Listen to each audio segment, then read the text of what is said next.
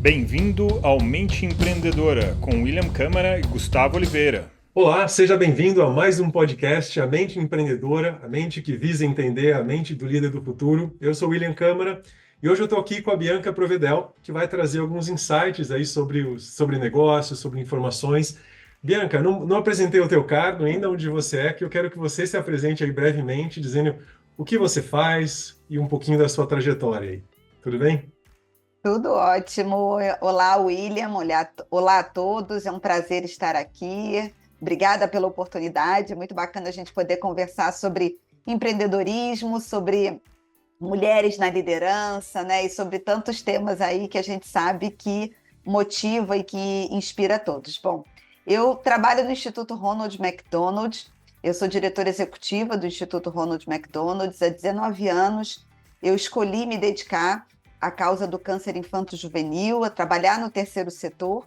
Então, o Instituto Ronald ele tem por missão promover saúde e qualidade de vida para crianças e adolescentes antes, durante e após o tratamento do câncer infanto-juvenil, aumentando com isso as chances de cura no país e também permitindo que possa haver uma melhor qualidade de vida após a cura. Então, a gente cuida de toda a jornada da família antes, durante e após o tratamento, oferecendo tudo que precisem. Legal, Bianca, uma trajetória aí. Imagina, você está 19 anos aí. É muito 19 anos, 19 anos. Não Quando o dá pra... terceiro setor ainda era algo assim, quase que ninguém conhecia, né? Falava-se muito mais de filantropia do que de impacto social, do que de terceiro setor. Então, ainda numa época muito mais com olhar assistencial do que com olhar mesmo de negócio social. Não dá para falar que você está ali só por uma questão momentânea. Não, você está há 19 anos, então você acredita muito no propósito, na causa e no impacto que isso causa na sociedade. Então, parabéns aí pela missão.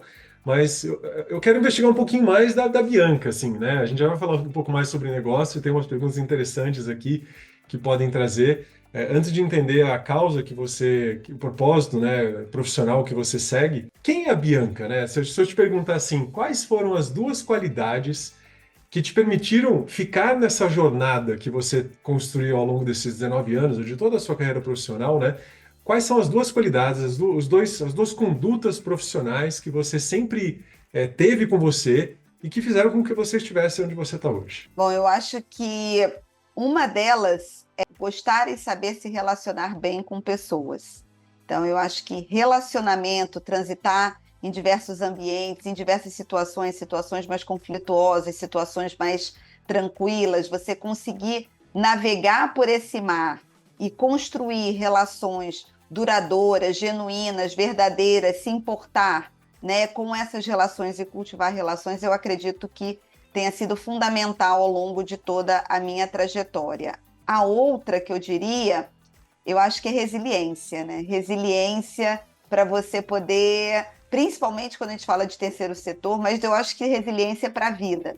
Não desistir, saber seguir mesmo diante dos desafios, saber pensar em outros caminhos para sobrepor os desafios, né? Ter aquela capacidade de levantar, mesmo quando tudo parece que está olhando, parece que vai dar errado, você acreditar, você persistir, você adaptar, mas você não desistir. Então, acho que são duas características que eu acho que eu tenho bastante forte em mim e que eu acredito que tenham sido aí os maiores propulsores durante essa trajetória profissional. Quando a gente fala de trabalho, né, de trabalhar, as pessoas às vezes confundem socialização, habilidade de você se socializar com habilidades de relacionamento. São coisas muito Exato. diferentes. Socializar é uma coisa de curtição, você foca no lado bom, naquela coisa que é divertida. Agora, quando você fala de relacionamento, é relacionamento para trabalhar até nas situações difíceis. Ter habilidade de relacionamento é você lidar em situações de crise, não quando tudo tá bom. Porque lidar quando tudo tá bom, todo mundo consegue. Você tem que estar muito estragado, muito bagunçado mesmo para estragar quando tudo tá divertido, né? Mas no dia a dia de trabalho tem crise, tem desafio. Tem pessoas que elas não entendem o grupo ou o propósito do grupo, né? E você lidar com pessoas que são muito focadas em si e não aceitam opiniões alheias exige muita habilidade para você conseguir fazer aquilo acontecer, né? Então, é uma habilidade que, para construir relação verdadeira, um relacionamento genuíno, ainda mais no terceiro setor, que não se trata de vender algo, né? Você não está tentando vender algo, e sim uma ideia, né? E sim uma oportunidade de alguém conseguir tal coisa. Então, exigem elementos aí interessantes, aí, campanhas interessantes para poder vender essa ideia, né? E com relação à resiliência que você falou, que é uma outra qualidade que a gente gosta muito de captar aqui nos empreendedores, e curiosamente, nas últimas 3 ou 4 entrevistas, todos eles trouxeram o aspecto da resiliência, né? Um elemento aí que é algo que trabalhar com coisas fáceis é moleza. Você tem que estar acordado todo dia disposto a enfrentar um desafio, né? E recentemente surgiu um estudo, não é tão recente esse estudo, mas ele ficou mais crível, né? Nos últimos meses, sobre uma área do cérebro que pessoas mais resilientes têm mais desenvolvida. É uma área do cérebro que você treina a fazer todo dia uma coisa difícil, que não é confortável, que ela é desafiadora. E, por exemplo, os atletas de performance têm, executivos têm isso, e pessoas que não têm hábitos muito claros, são mais procrastinadoras ou preguiçosas, têm essa área muito encolhida, né? Pessoas que estão acima do peso, então é diminuída. E pessoas que têm resiliência para fazer o que tem que ser feito, ou seja, elas vencem aquele desafio, elas topam fazer aquilo que não é confortável, elas têm essa área mais ampla, né? Então é uma qualidade que é treinável, né? Tem gente que já tem, mas já treinou desde a infância, já consegue se apoiar nisso com habilidade, né? Mas é uma área treinável, né? Então com certeza você treinou isso no seu dia a dia. Eu acho que faz bastante sentido. Eu não conheço esse estudo, mas eu acho que faz bastante sentido. Primeiro, eu acho que assim, às vezes a sua própria trajetória de vida te exige isso, né? Você se adaptar a diversas situações, diversos ambientes, quando você é posto, né, muito nesse tipo de situação desde a infância. Então, eu acho que tem algo que às vezes já estimula e faz com que essa pessoa tenha uma predisposição maior, né, à resiliência. Existem pessoas também que têm uma flexibilidade cognitiva e emocional que também faz com que a resiliência seja mais fluida, não é algo tão sofrível, né? Ou seja, aquelas pessoas que são muito preto no branco, é certo ou errado, né, que são muito rígidas, até na forma de pensar, elas tendem a ter uma dificuldade maior de exercitar a resiliência. É óbvio que é exercitável, mas vai exigir mais, né, da pessoa trabalhar dentro disso, trabalhar com a frustração, trabalhar até mesmo a frustração como um propulsor para você pensar em novas formas, para você não desistir. Então, e eu acho que você, à medida que você, né, eu trabalhei antes de ir para o terceiro setor, eu trabalhava com assessoria e trabalhei com rádio, né? Eu também sou formada em jornalismo, minha primeira formação é em jornalismo, então a gente trabalhava como repórter. O repórter, ele está com um imprevisível todo dia, toda hora, ele está sempre sob pressão, porque é pressão do tempo, é pressão do ambiente, é pressão do imponderável, é pressão do inesperado, porque você trabalha com factual, e esse factual você não planeja. Então, inerentemente, você tem que exercitar essa sua capacidade de adaptação e de resiliência de que, né, cada dia é um dia diferente daquele outro, mais difícil, mais fácil, mas você tem que trabalhar muito essa versatilidade. Então, eu acho que isso também ajuda a você estar mais predisposto e mais apto a exercitar essa resiliência no seu dia a dia, né? Então, acho que tem vários fatores aí que conjugam e que comunham aí para que isso possa acontecer, né? Os ambientais, as predisposições já de uma estrutura cognitiva inerente ao indivíduo, e aí eles vão se combinando e a gente vai, né, trabalhando em cima disso. Mas eu acho que hoje estaria entre os soft skills mais importantes para você trafegar aí, seja no mundo do empreendedorismo, no mundo executivo e até na vida, né? Eu acho que na vida, mas na vida você ainda às vezes escolhe situações mais fáceis ou mais difíceis, às vezes você não tem essa oportunidade de escolher, mas quando você fala aí de posições de liderança, de posições executivas ou de empreender, a resiliência ela talvez seja aí o primordial para você poder falar de outras competências também, né? Mas é essencial até para a sobrevivência. Legal que você trouxe isso como uma base, você deu uma boa explicada como é que você constrói resiliência dentro de você. Tem a ver, tá ligado à flexibilidade cognitiva, essa versatilidade, essa predisposição a se exercitar, né?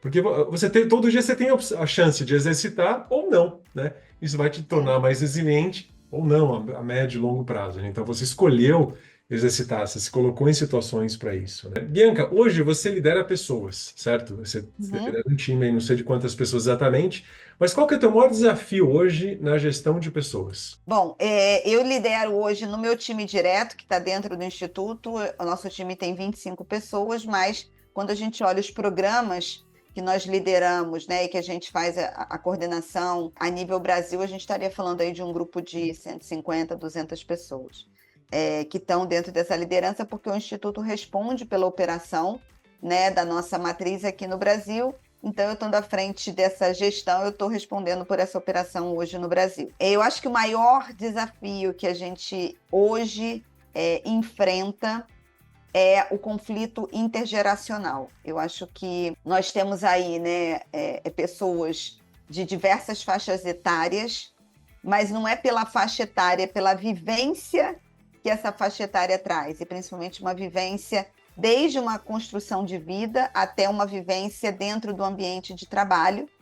E aí a gente tem, né, esse grupo que tem um nível de resiliência alto, que sabe trabalhar sob pressão, que entende que lidar com frustrações faz parte do dia a dia, né, que tem aquele compromisso com a entrega do resultado, que entende que o seu resultado impacta diretamente, no nosso caso, na vida de pessoas, né? Então, tem aquele nível de comprometimento, de engajamento, e ao mesmo tempo você tem uma geração, né, muito jovem, que a gente está falando aí de uma nova geração que chega com uma nova bagagem, né? Ao mesmo tempo que tem uma visão incrível de mil coisas simultaneamente, de tecnologias, de inteligência artificial, né, que tem essa questão da inovação no DNA, que é fundamental para o avanço das empresas e dos negócios e da vida, tem, às vezes, uma baixa capacidade de resiliência e uma baixa capacidade de lidar com frustrações, com mudanças de curso. Então, uma resposta, às vezes, a uma frustração, né? Você, dependendo de como você traz um feedback, isso pode ser altamente destrutivo, né, para uma geração que não está acostumada a receber feedbacks que não sejam só elogios, que não sejam só apoios. Então, eu acho que o conflito intergeracional, da gente entender a forma de pensar da nova geração e usar todos esses assets e todos esses recursos que são extremamente potentes. Então, às vezes, a gente tem essa dificuldade de entender não só a velocidade, mas a diversidade e a pluralidade, né, de pensamento que eles trazem, e eu acho que isso é fundamental para o futuro do mundo. Eu acho que eles têm muito a aprender com as gerações também mais experientes, que é essa questão de sustentação dos projetos, de continuidade, de consistência, né? E eu vejo essa geração com uma dificuldade, às vezes, muito grande de ter consistência. Então, põe toda uma energia num projeto, daqui a pouco aquilo dali foca noutra coisa e larga aquilo de mão. Então, essa consistência, o compromisso com o resultado final, como reagir a essa questão do feedback, de um ambiente que nem sempre é o ambiente mais, como você disse, né, mais perfeito possível, mais gostoso possível, que conflitos existem e que são positivos e que são produtivos para todo mundo crescer. Então, é uma geração que não está acostumada a lidar com frustrações, com conflitos, e essa capacidade de resiliência precisa ser exercitada e pode ser muito aprendida com as pessoas mais experientes. Então, eu vejo que esse conflito intergeracional de administrar expectativas, de conciliar e de conflitos e de aproveitar os potenciais, talvez seja hoje, como líder, o que eu mais vivencio de desafio aí nas mais diversas áreas. E é um desafio real, tá? A gente aqui na Upskill, a Upskill ela provê treinamentos de liderança, desenvolvimento de liderança através de mentorias 1-a-1 com líderes, né? Então, às vezes o líder ele tem um treinamento de hard skills dentro da empresa, mas não tem uma mentoria de soft skills dentro de uma plataforma, com inteligência artificial, tecnologia, dados para mostrar a evolução dele, né? E esse é um desafio muito comum com os líderes que a gente atende, né? como liderar pessoas de gerações diferentes, porque isso acaba criando micro conflitos internos, né, por visões diferentes, por propósitos diferentes na parte pessoal, mas juntos, quando a gente está trabalhando, a gente tem um propósito profissional. E isso tem que mudar o jogo. Então, em aspecto, como que a gente solucionaria isso, né? Essa volatilidade percebida na geração mais nova, ela tem qualidades. Ela tem esse lance, como você trouxe, de inovação, essa pluralidade, esse domínio da tecnologia. Isso são coisas muito interessantes que se complementam, né? Mas essas diferenças, elas vão criar pequenos conflitos ali, né? Eu estava conversando hoje com um líder sobre como é bom deixar as regras claras logo no início, já saber que vai existir esse pequeno conflito e como que a gente vai lidar com isso, né? A gente tem o mesmo propósito junto, a gente tem valores alinhados, então trazer essa colaboração de forma mais clara no dia a dia, que nós preferimos conflitar rapidamente para solucionar rapidamente isso e seguir na direção do que tem que seguir, né? Mas é um desafio real, Bianca, então não é só você não está sozinha nessa, tá? Que bom. É um desafio que existe, é comum. Muitas empresas nos contratam para ajudar, principalmente empresas de tecnologia, porque você vê muitas pessoas novas trabalhando aí com times grandes de tecnologia e o líder de tecnologia ele fica de cabelo em pé, porque hoje é tudo muito volátil. Entende? Essa falta de compromisso que você listou, essa falta de capacidade, de consistência, cara, se não tiver tudo perfeito para mim aqui nesse trabalho, eu migo para outro imediatamente. Só que você perde muita coisa, você perde construção de relação, você perde linha de aprendizado. Toda mudança para o cérebro, ela exige uma capacidade de adaptação, que é bom você treinar, mas não pode ter um excesso disso, né? Senão o seu cérebro entende que você não tem uma base. Então, tem alguns custos nessa mudança rápida, né? Essa mudança constante, né? E eu acho que, por exemplo, a gente tem aí uma geração que às vezes tem esse afã de um crescimento profissional meteórico, né? Então, eles acham que eles entram hoje como assistente, que amanhã ele já tem que ser gerente. Isso eu estou falando em termos de cargo, né? Mas eu estou falando assim, esse crescimento. E, às vezes, essa falta de constância e ficar pulando, então não está perfeito aqui, eu vou para outro. Nenhum vai ser perfeito. Mas até que ele entenda isso, ele já passou por tantos lugares que ele acabou não conseguindo construir a trajetória profissional que ele poderia, com o potencial que ele tem, porque ele não conseguiu ter consistência em lugar algum. Isso eu vejo muito fortemente. Às vezes você vê assim um jovem que você vê e fala assim, nossa, que potencial. Só que as escolhas em função dessa impaciência de entender que as coisas não são meteóricas ou na velocidade da tecnologia que ele foi criado, né? E que as coisas não estão num clique, faz com que fiquem pulando, e aí não se fixe em lugar nenhum. E daqui a pouco você vai ver que 5 anos se passaram e ele está sempre recomeçando. E em 5 anos, se ele tivesse talvez tido um pouquinho mais de paciência, ele talvez já estivesse mais próximo de onde ele gostaria. Então, aí você fala assim, caramba, será? E aí você, né? Aí quando a pessoa entra numa seleção e aí tem a questão de currículo, ele acaba caindo numa pessoa mais experiente, que às vezes não olha aquilo como uma coisa tão positiva, porque todo mundo contrata querendo o quê? Alguém que te ajude a levar o negócio para frente, com quem você possa contar, com quem você possa construir, desenvolver. Então, quando você começa a ver que não para em lugar nenhum, você fala assim, poxa, mas eu também não quero ser mais um nessa lista. E aí, às vezes, perde boas oportunidades porque, né, tiveram um excesso de ansiedade, de afã de querer tudo num tempo imediato. Né? Esse imediatismo do jovem é algo que é óbvio, é natural da juventude, mas que está tão acelerado, talvez, por essa questão da tecnologia, que faz com que, às vezes, ele próprio retarde o processo dele de crescimento profissional e nem percebe. Entender o timing, né? As habilidades humanas, elas não mudam num clique, elas são construídas, elas são condicionadas, né? Elas têm um tempo de amadurecimento. Você não confia imediatamente numa pessoa, você precisa de um tempo, né? Você não confia imediatamente na capacidade profissional de alguém, você precisa de um tempo, né? Então, é um bom conselho para quem da nova geração nos ouve, né? A parte humana, ela não é que ela é lenta, né? Ela exige, ela tem um tempo para que a coisa se amadureça, não vai ser num clique, né? Então, isso pode ser ruim, né? No nosso framework de habilidade de relacionamento, a gente trabalha algumas 4 dimensões, né? Uma delas é empatia, a segunda delas é o timing das relações. E às vezes a gente erra no timing, a gente não entende o timing do outro, ou o nosso timing está mais rápido ou mais lento, e aí a comunicação não acontece e não existe um ganho, né, comum ali, né? Sempre um ganha mais, o outro perde um pouco mais, e a coisa não é boa para os dois lados, né? Numa relação tem que ser bom tem que ser bom para os dois lados ali, tanto para quem está liderando quanto para quem está sendo liderado. Então, esse é um desafio bem interessante. É legal saber que você tem consciência disso e consegue lidar com ele no dia a dia, né? Sempre que a gente A já... gente tenta, nem sempre a gente consegue, mas a gente tenta fazer o melhor para aprender todo dia, para lidar um pouco melhor a cada dia, né? Você sabe, Bianca, quando você tem consciência, a maior parte das pessoas tem uma consciência muito limitada do negócio. Você descreveu agora muitas dimensões do desafio. Então quer dizer que você já tá conseguindo resolver o desafio, sabe? De alguma forma você já está com muito mais habilidades de quem nem tem essa autopercepção, essa percepção real do desafio, né? Então acho que essa que é uma grande qualidade do líder.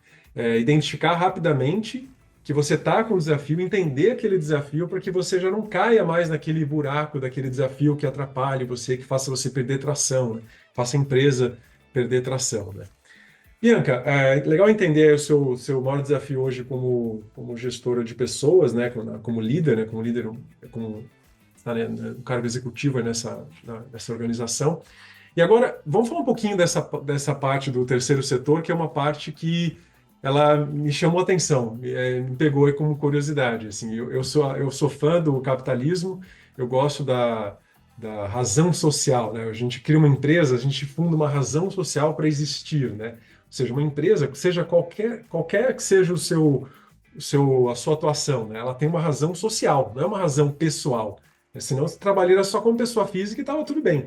Mas eu fundo uma empresa porque ela tem um efeito, um motivo social para existir, né? Eu gosto desse pensamento. E mesmo no capitalismo, toda empresa tem. Uma empresa, upskill, ela visa criar uma nova geração de líderes que estão atentos não só à performance, mas também à humanização.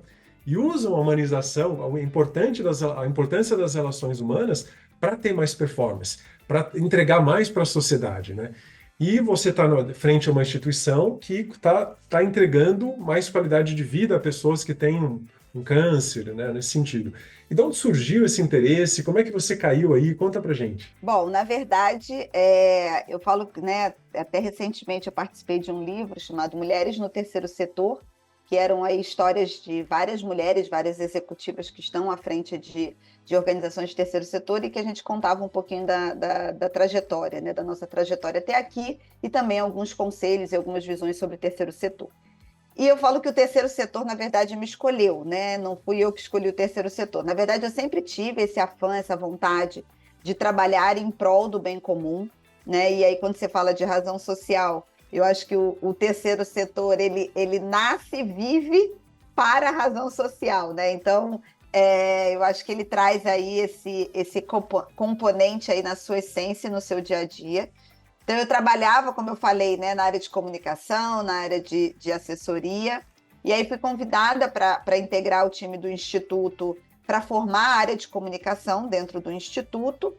E quando eu entrei dentro do Instituto, e eu me apaixonei pela causa, eu me apaixonei pelas histórias, eu me apaixonei pelas pessoas pelas quais e para as quais a gente trabalha, e aí entendi que a gente tinha muito ainda o que fazer dentro dessa área, dentro dessa causa. E aí, então, foi quando eu assumi a campanha do Mac Dia Feliz, que é uma das principais campanhas de arrecadação do terceiro setor, né? Então, e quando a gente fala de criança e adolescente com câncer, é a maior campanha hoje do Brasil, que traz esses recursos e que suporta.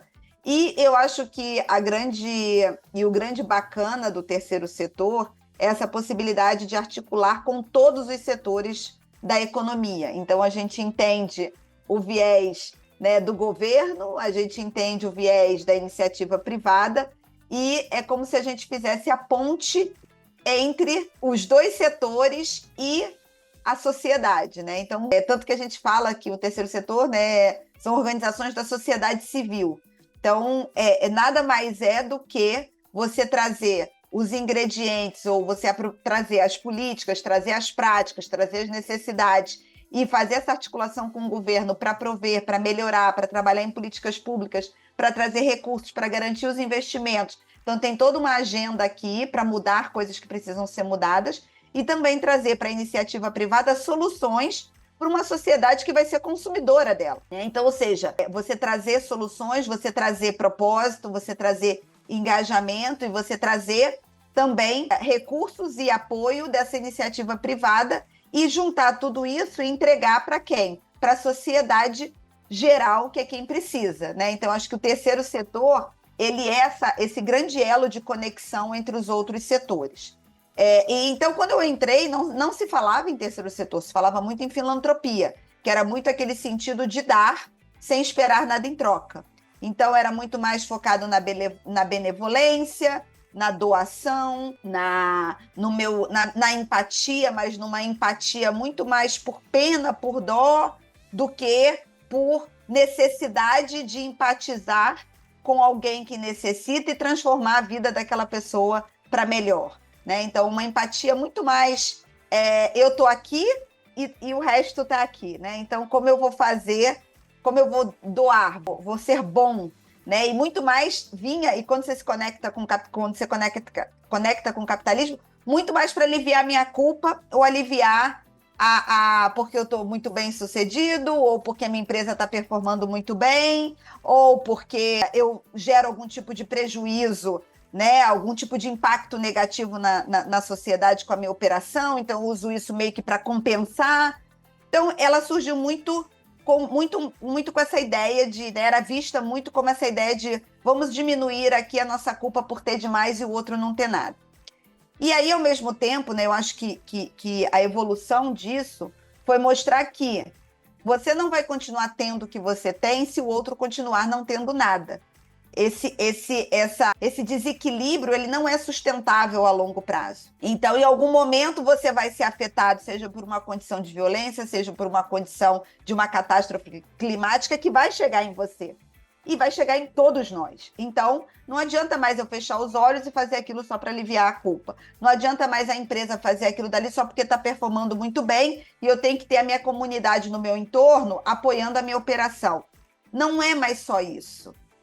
Nós todos temos responsabilidades e compromissos com o mundo que a gente quer para o futuro. Seja os três setores. E que a gente não vai conseguir fazer isso sozinho. Nem a iniciativa privada vai conseguir fazer isso sozinha, porque tem coisas que ela depende do governo e depende da sociedade civil. Nem o governo vai conseguir fazer isso sozinho, porque é um nível e uma escala que ele não vai ter força e nem recursos para isso. E nem a sociedade civil, o terceiro setor, vai conseguir fazer isso sozinho. Então, eu acho que um grande pilar que trouxe essa mudança foi, principalmente, se pensar no desenvolvimento sustentável a longo prazo. E quando a gente começou a debater isso a nível global e tivemos aí os Objetivos do Desenvolvimento Sustentável e compromissos públicos dos países do mundo inteiro com objetivos comuns, focado em 17 pilares, né, que hoje são os pilares que compõem aí os ODS, os Objetivos do Desenvolvimento Sustentável, e um tempo que é 2030, ou seja, eu tenho compromissos que nós identificamos que esses são os mais gritantes diante aí do mundo que a gente construiu. Precisamos ter compromissos públicos em que nós todos caminhemos para melhorar esses indicadores nessas áreas, e nós precisamos fazer isso num prazo de tempo X, porque senão, às vezes, algumas coisas podem não ter mais um ponto de retorno. Então, eu acho que essa discussão global trouxe para o terceiro setor um ganho muito grande de, profissionalismo, 2, entendimento que a gente não é simplesmente uma instituição coitadinha que precisa de doação, mas que nós temos um papel determinante na transformação social e no desenvolvimento sustentável, e que nós somos importantes aliados dos demais setores. Então, isso permitiu com que a gente tivesse muito mais ampliação de investimento, muito mais ser chamado para as discussões e para buscar soluções, e permitiu que a gente tivesse voz também para mostrar caminhos na busca dessa solução conjunta. Então, voltando à sua pergunta, eu entrei por acaso, eu entrei para cuidar da área de comunicação, me apaixonei por uma causa, entendi que essa causa podia muito mais e ainda pode muito mais, e coincidiu de ser um momento em que o terceiro setor ganhou também um outro protagonismo dentro do campo das discussões e dos diálogos e das conversas com os outros setores, né? E aí a gente passa a falar hoje não mais de filantropia, mas a gente passa a falar de impacto social. Então, de fato, você traz resultados mensuráveis, e isso fez com que a gente tivesse que se profissionalizar, trabalhar com dados, utilizar tecnologia, trabalhar com inovação, né? Buscar soluções alternativas. Então, tudo isso porque a gente tem que fazer um grande impacto com um orçamento muito enxuto. Buscar e trabalhar em cooperação, que é coisa que nem sempre é fácil dentro do universo, né, das empresas, elas se veem muito mais como competidores do que como parceiros. Dentro do terceiro setor, a gente não tem isso, nós somos parceiros, a gente trabalha cooperativamente, colaborativamente, porque a gente depende dos outros, né? Então, eu acho que a gente traz um pouco dessa reflexão sobre qual um novo modelo de negócio possível para o mundo, que não seja nem tanto ao mar, nem tanto à terra, mas que a gente catalise o melhor de cada um e gere aí um novo caminho para a sociedade. É legal você trazer isso, porque você deixa de ser, eu adorei a sua diferenciação entre filantropia e terceiro setor. Porque você sai de uma posição reativa, né, e entra com uma opção muito de influência, né, de chamar a Claro. atenção. Tá? Não existe só dois caminhos, pode ter um terceiro caminho que todo mundo vai ganhar com isso, né? E observando, ouvindo a descrição que você deu aí dos seus desafios, tem muita habilidade de relacionamento que é necessária, tem muita cooperação, você tem que mostrar, não basta ser honesto, né? Você tem que mostrar que você é honesto, tem que parecer honesto também, né? Não adianta só ser, porque o que não falta é gente querendo colocar a mão em quem está fazendo um trabalho bem feito, né? Se quer ter certeza se o seu trabalho está bem feito, veja se tem alguém falando mal. Tem alguém falando mal, pronto, quer dizer que você está fazendo um trabalho bem feito. Pode confiar que tá certo, que tem alguém querendo roubar o seu palco ali, né? Então é interessante ali. E, Bianca, uma pergunta que eu sempre faço aqui para quem vem no nosso podcast, o trabalho hoje, ele está em processo de mudança, né? Cada vez mais as pessoas, acho que depois da pandemia, isso trouxe chamou a atenção de algumas pessoas, né? De o trabalho feito não só pelo trabalho, para realizar algo, para ter um impacto social, para ter um impacto financeiro, né? Mas também como realização do ser. Então, eu quero trabalhar porque isso me realiza. Eu gosto de uma frase de um amigo que ele fala que o trabalho é a brincadeira do adulto. O Gustavo Sutti, que é ele tem um conselho compartilhado, algo muito inovador na área de conselhos de empresas, de médias e grandes empresas. E ele fala, a gente tem que se divertir trabalhando. Então, assim, não pode ter elementos que atrapalhem o prazer de trabalhar, de trocar, de crescer junto, sabe? Um empecilho emocional, uma egotite, isso não deve existir. A gente está aqui se divertindo, então vamos se divertir, como uma criança se diverte brincando, né? Então, pensando em olhando todos os seus desafios, eu penso, né? A gente tá com um tsunami da inteligência artificial chegando aí, né? Eu sempre falei onda, né? Mas um entrevistado recentemente falou, isso não é uma onda, isso é um tsunami. Não tem como voltar. A inteligência artificial vai substituir muita gente, vai mudar a forma que a gente trabalha no dia a dia, e se ela não fizer parte do seu dia a dia de trabalho, fique atento, porque isso pode ser um grande alerta para você.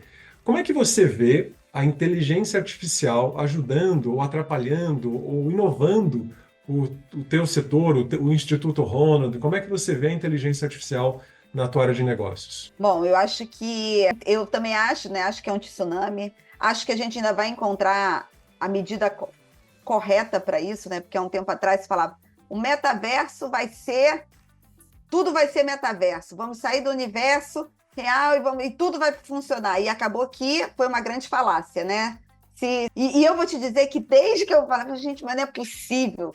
Eu estudava aquilo dali, eu falava, gente, Faz sentido. Eu falava, eu não vejo isso, né? Assim, porque quando você começa a ter que encaixar o seu sentido para aquilo fazer sentido, é porque alguma coisa está errada. Quando você fala assim, gente, mas isso aqui realmente isso não vai substituir e tal. No caso da inteligência artificial, eu acho que ela vem já como uma resposta de coisas que já vinham acontecendo. Ela vem para acelerar um processo. Então, assim, dentro do nosso dia a dia, eu acho que, principalmente, ele vai apoiar em muitas frentes. Hoje, a gente já trabalha desde questões dentro do nosso escritório, que você consegue com isso conseguir. Nós temos equipes muito enxutas, né? Então, ou seja, a inteligência artificial, ela chega para conseguir nos dar respostas, dados, informações e nos permitir tomadas de decisão com muito mais segurança, tendo um grupo tão pequeno. Então, ou seja, você consegue otimizar o seu grupo para, de fato, refletir mais e aliviar muitas das atividades operacionais que hoje você consegue trabalhar com a inteligência artificial para suprir. Então, desde você conseguir usar melhor o potencial do seu time pequeno, dos seus recursos limitados e finitos de investimento, então você consegue ter não só melhores decisores, né, e respostas, e dados, e análises que te permitam melhores decisões estratégicas, o que é fundamental quando você tem poucos recursos humanos e poucos recursos financeiros, então você toma medidas muito mais assertivas. Então tem desde isso até, por exemplo, quando a gente está falando do que o Instituto trabalha. Hoje, o câncer infanto-juvenil é a doença que mais mata de 1 a 19 anos no Brasil. Eu tenho um país de dimensões continentais como o Brasil, em que, por exemplo, né, eu trabalho num programa chamado Programa Diagnóstico Precoce, que ele é focado em capacitação dos profissionais da área da saúde, estudantes da área da saúde, sobre os sinais e sintomas da doença, para que eles possam diagnosticar precocemente e saibam para onde encaminhar as crianças, porque hoje o principal gargalo é o diagnóstico precoce. De cada 10 crianças que têm câncer, 3 estão morrendo sem terem sequer sido diagnosticadas. Então, quando eu tenho uma possibilidade de utilizar a inteligência artificial para ganhar escalabilidade, para responder muitas vezes, até mesmo apoiar nessa questão da suspeição e de um possível, não digo diagnóstico, que você precisa do equipamento, mas para pelo menos você entender se aquela criança está elegível ou não para ir para um hospital porque ela está com uma suspeita forte. E eu conseguia atingir toda a estratégia, por exemplo, de saúde da família pública do país, eu consigo ampliar exponencialmente as minhas chances de cura. Quando eu consigo, por exemplo, utilizar para guiar e para monitorar as crianças para que possam trazer à tona, seja para os pais, seja para os hospitais, como a gente está agora trabalhando no apoio a um aplicativo que mensura e acompanha os sinais vitais e que tem várias perguntas ali que, respondendo sim ou não, ela coloca o nível de prioridade que aquela criança precisa ter e manda um alerta para a família pedindo que ela se encaminhe imediatamente para o hospital, que ela tem 1 hora de janela para chegar naquele hospital para aquela criança não ter uma intercorrência. Então, ou seja, eu estou trabalhando, eu vou diretamente ampliar as chances de cura dessa criança. Eu vou diretamente ter a chance de promover uma qualidade de vida após a cura muito maior, porque de repente ela não vai precisar passar por uma mutilação, ter alguma parte do corpo, né, retirada em função de um tumor, porque ele chegou cedo ou porque ela teve um atendimento e uma intervenção a tempo. Então, ou seja, eu vou permitir uma qualidade de vida após a cura muito melhor. E eu vou conseguir reduzir o nível de incapacidades ou de deficiências que essa criança pode ter. Então, ou seja, considerando o que a gente trabalha e os nossos limites de investimento e um país continental em que eu tenho uma Amazônia totalmente ali, muito mais isolada, então que eu preciso penetrar e alcançar e chegar.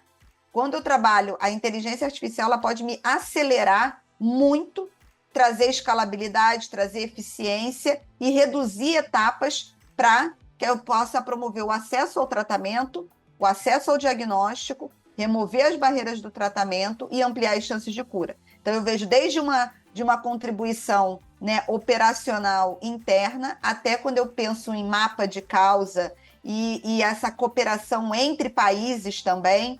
Então, eu vejo que a gente tem ali uma potencialidade enorme e hoje a gente está trabalhando em projetos de inovação que tem por base a inteligência artificial justamente para acelerar o processo de suspeição da doença, para dar escalabilidade e para poder até mesmo que no futuro uma própria família consiga levantar a mão e ela mesma alertar que aquela doença recorrente, aqueles sintomas recorrentes que estão ocorrendo com seu filho, pode vir a ser câncer e já se encaminhar para a busca de um atendimento, ou seja, você disseminar esse conhecimento amplamente. Então, eu vejo aí diversas oportunidades de ganho. Interessante que você está vendo desde coisas assim muito, não corriqueiras, mas diárias, até uma coisa grandiosa que pode aumentar a escalabilidade do trabalho que você faz no Instituto, né? Super interessante. Bianca, falamos um pouquinho de inteligência artificial, um pouquinho das suas qualidades como profissional, da sua trajetória. E agora eu queria fazer uma pergunta sobre, hoje você tem certeza que você lidera alguns líderes, né, que têm cargos de liderança, né? E você sabe as necessidades que um líder tem no seu dia a dia, além das suas, você consegue ver de outros, né? Mas o que que você enxerga como as grandes competências de um líder do futuro para lidar no mundo com inteligência artificial, para lidar no mundo com diferenças geracionais, com polarizações mais exacerbadas? O que que você vê, além das capacidades que você trouxe, que você tem e usa, que você sempre desenvolveu na sua jornada profissional? O que que você vê que um líder, um futuro líder, né, alguém que ainda não é líder, alguém que já está como líder, mas está se estabelecendo naquela posição de líder, né? O que que você vê como competência para que ele prospere no futuro? Bom, eu acho que tem alguns pontos que eu identifico. Um primeiro, sem dúvida nenhuma, eu acho que de competências é autoconhecimento. Eu acho que você ter essa capacidade, né, de auto-perceber e desenvolver essa capacidade de se perceber dentro dos contextos, de perceber as evoluções que são necessárias, de se conhecer, né, de trabalhar esse autoconhecimento, porque quando a gente vê pessoas que às vezes até aspiram por posições de liderança, e normalmente o que falta a elas é essa capacidade do olhar para dentro. Então, elas acham que estão fazendo, não, porque eu entreguei isso, eu entreguei aquilo, entreguei aquilo, entreguei aquilo, e elas sequer entendem que a questão comportamental hoje ela é muito mais significativa para uma posição de liderança do que uma competência técnica, né? Então, essa capacidade de autoconhecimento, de identificar o que você precisa melhorar, de estar disposto a fazer essa jornada interna, que nem sempre é fácil, às vezes é dolorosa, porque normalmente nesse processo de autoconhecimento a gente se defronta com as nossas principais questões como ser humano. Não estou falando só no trabalho. O trabalho reflete muitas das questões que a gente tem como ser humano, né? Que são as nossas questões, os nossos desafios como indivíduos, seja pela nossa história, seja pela nossa estrutura emocional e cognitiva, seja pelas situações às quais a gente foi exposto e a gente carrega isso. Então, eu acho que autoconhecimento e essa disponibilidade de fazer essa jornada, esse mergulho interno, né? E ter essa capacidade de atualização, não técnica, mas de atualização, né, e de desenvolvimento pessoal. Então, acho que isso, sem dúvida. Eu acho que uma outra questão que é fundamental é olhar a capacidade de leitura de cenários. Porque tem, às vezes, você está num ambiente, né, e tem várias coisas acontecendo. E, às vezes, uma coisa que parece pequena pode estar ali, se você consegue fazer uma boa leitura de cenário, você consegue entender a oportunidade que, às vezes, naquele primeiro momento, aquilo não parece ser, mas que pode ser. Ou você consegue fazer uma leitura de tendências, né? Ou você consegue fazer uma leitura vou te falar de futuro, parece quase que uma coisa de astrologia, mas não é. Mas, assim, né? Uma previsão de aonde isso pode chegar. Você consegue coletar os ambientes e entender os perfis das pessoas que estão ali, como você se relacionar e, por exemplo, negociar, às vezes, uma situação que você precisa daquela negociação e que, se você não ler e não pegar aquelas variáveis, você, às vezes, chega ali com uma estratégia e precisa mudar, porque quando você vê o cenário, você vê que ele está totalmente diferente do que você imaginou. Se você não tiver essa capacidade de leitura de cenário, para você identificar essas variáveis todas que estão ali, para você entender as pessoas, entender as dinâmicas das relações, você muitas vezes vai perder bons negócios ou vai perder a capacidade de avançar em qualquer área, seja no terceiro setor, seja na iniciativa privada ou até mesmo numa articulação, né, de governo. Ou seja, você perde essa capacidade de avançar numa negociação. Então, acho que leitura de cenários, a questão do autoconhecimento, de você olhar para dentro, antes até de olhar para fora, e sempre perguntar, isso aqui está acontecendo, mas qual está sendo a minha contribuição para esse processo acontecer? Ou, né, se a pessoa está se comportando dessa forma, ou estou tendo essa dificuldade com essa pessoa, será que é só com essa pessoa? Ou será que o problema é dessa pessoa? Porque a gente sempre tende a ter a facilidade de identificar o que, né, no outro não nos agrada, mas o que será que na gente também não agrada o outro? E, obviamente, que a empatia e de você empatizar verdadeiramente, que eu acho que é uma palavra que ela tem que ser utilizada com muito cuidado, porque ela pode ser aquela coisa da afinidade, e não tem a ver com afinidade, muito pelo contrário. A empatia é muito mais praticada quando não há afinidade do que quando há afinidade, porque quando existe afinidade, às vezes você nem precisa, porque tem tanta sinergia ali, que você não vai precisar. A empatia é a sua capacidade de se colocar no lugar do outro, principalmente quando o lugar do outro não é o seu. E não tem a ver com o que você pensa, com o que você acredita, mas você entender as razões que motivam, o que move o outro, o que faz ele tomar essa decisão. Então, essa capacidade de empatia sem o romantismo, mas uma capacidade genuína de empatia. Então, acho que esses são alguns, né? É óbvio que uma visão estratégica é importante, é óbvio que está atualizado com o que está acontecendo, participar de muitos meios de discussões em que você está falando de tendências de futuro é fundamental, mas eu acho que esses componentes são os mais essenciais. Legal, gostei. Você trouxe... O primeiro elemento que você trouxe de autoconhecimento pode parecer muito comum para algumas pessoas, mas acredite, não é comum. Não é. A gente chega muitas vezes em empresas que têm desafios de fusões ou empresas muito familiares, onde esse autoconhecimento ele é inexistente. Eu sei que é ruim a gente julgar isso, mas ele não existe em alguns líderes. O líder não consegue olhar para ele. A gente tem que trazer o espelho, né? Olhe para a tua equipe, me mostra o que a tua equipe tem. Perfeito. E agora, olhando essa análise que você fez daqui foi brilhante. Agora, olhe para você, como se você fosse o seu próprio supervisor, né? O seu próprio gestor. O que tem aí? Não, tá perfeito, não tem nada. Não existe autoconhecimento. E é muito curioso. O líder do futuro, sem autoconhecimento, ele não vai prosperar. Ele vai bater num teto ali e ali ele vai ficar. Não tem como, né? Recentemente, eu ouvi um líder falando que autoconhecimento é uma coisa espiritual. E eu falei, ok, me diga onde que enxergar os seus pontos fortes e seus pontos fracos é algo espiritual.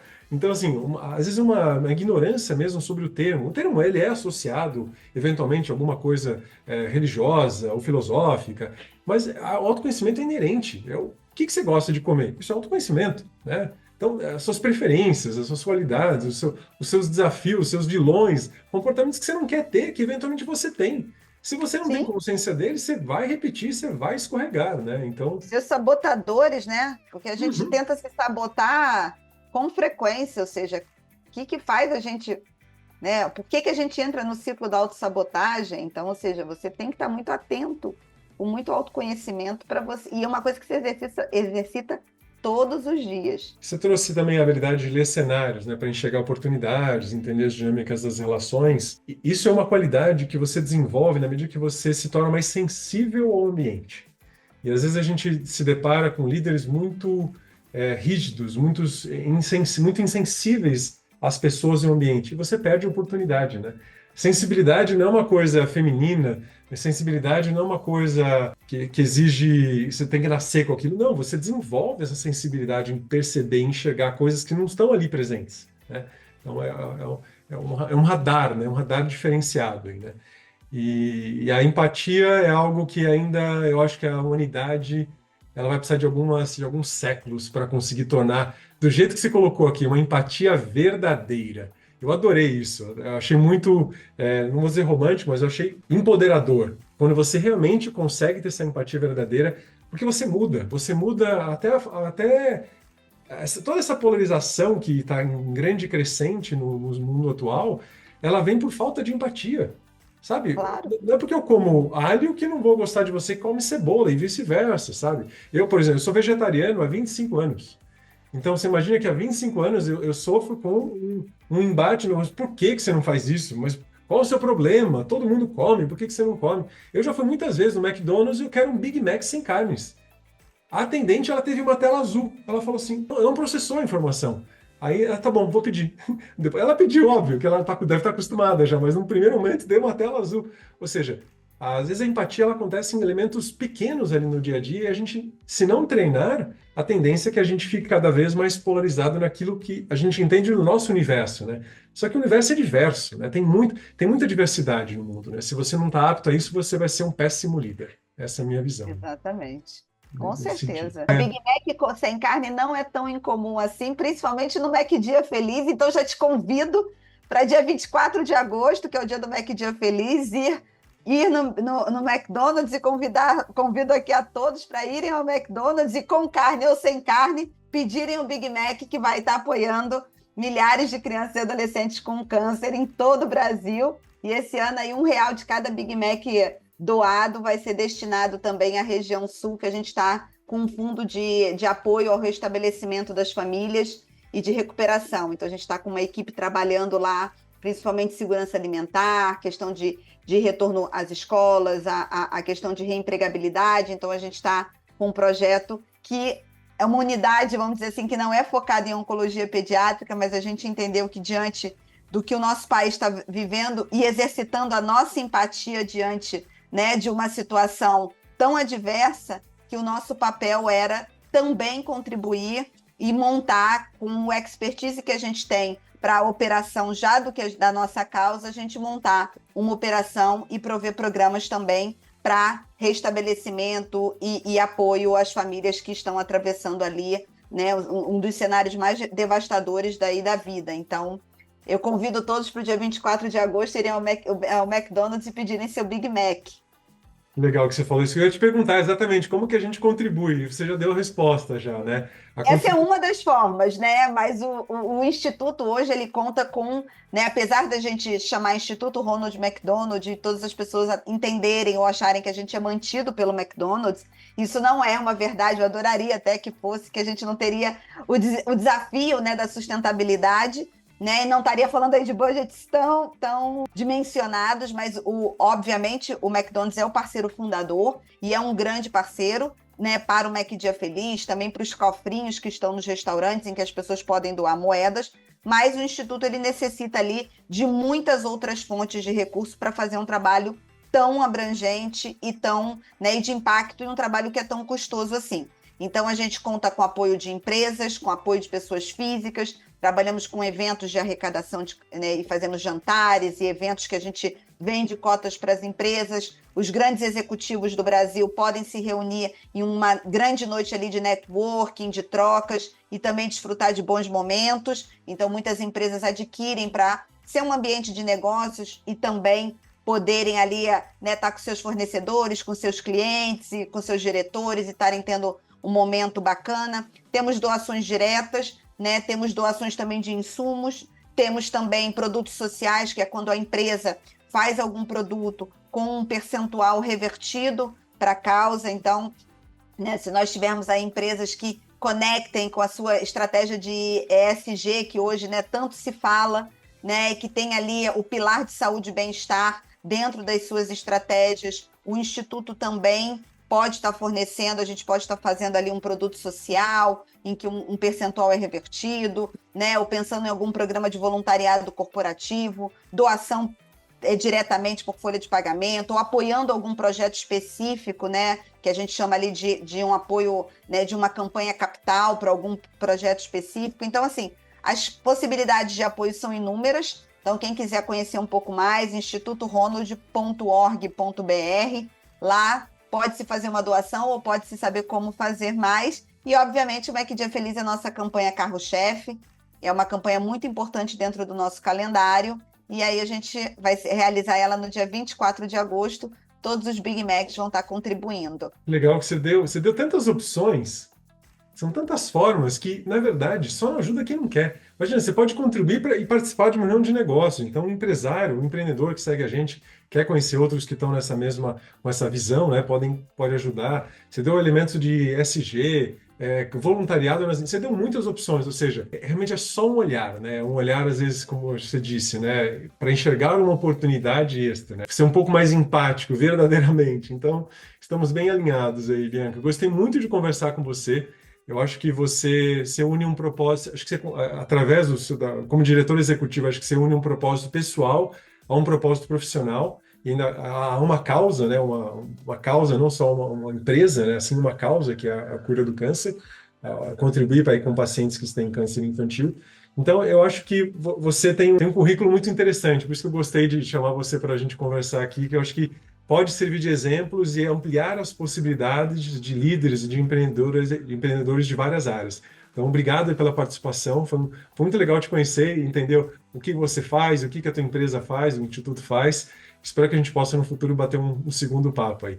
Se tiver algum recado final, fica à vontade. Foi um grande prazer, eu quero agradecer também todos aqueles que quiserem conhecer mais, né, sobre os resultados. O Instituto esse ano está celebrando 25 anos, e aí já foram mais de 400 milhões investidos, apoiados mais de 3 milhões de crianças, e aí quando você fala, né, dessa conexão, como que eu não posso ter, né, aquele propósito vívido dentro de mim, né, quando a gente já conseguiu impactar e cuidar, né, de mais de 3 milhões de crianças diretamente, mais de 10 milhões de crianças indiretamente, né, projetos pelo Brasil todo, de fato é uma missão que me move, que eu convido todos também a conhecerem, a se conectarem.